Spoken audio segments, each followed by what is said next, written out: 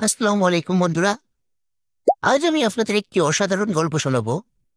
ধূসর গ্রামের এক অনন্য ইতিহাস। একসময় এই গ্রামটি ছিল শান্তির নীড়।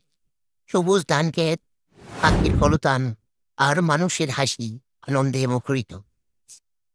কৃষকেরা মাঠে কাজ করত, ছেলেমেয়েরা স্কুলে যেত, বৃদ্ধরা গাছতলায় বসে গল্প করতে। জীবন ছিল সরল, সহজ আর আনন্দময়।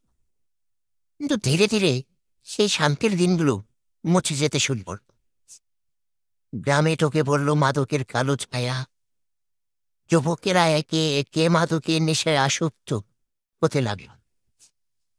পরিবারগুলোতে দেখা দিল অশান্তি, অভাব আর হতাশা। গ্রামের মোড়ল কালাম মিয়া দেখলেন তার প্রিয় গ্রাম ধ্বংসের পথে। স্কুলের শিক্ষক রহিম স্যার লক্ষ্য করলেন ছাত্ররা আর ক্লাসে আসে না।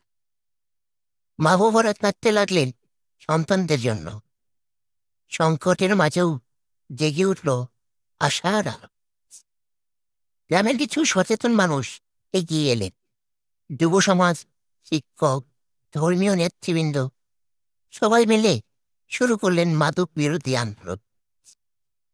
তারা গঠন করলেন যুব সংগঠন, আয়োজন করলেন সচেতনামূলক কর্মসূচি, মাদক আসক্তদের জন্য নিয়ে এলেন চিকিৎসা ব্যবস্থা। ধীরে ধীরে বদলে গেল গ্রামের চিত্র। আজ সেই ধূসর গ্রাম আবার ফিরে পেয়েছে তার হারানো শান্তি।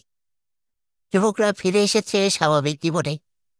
স্কুলে আবার ছাত্রদের ভিড়, মাঠে ধানের সোনালি রং, বাতাসে ভেসে আসে শিশুদের হাসির শব্দ।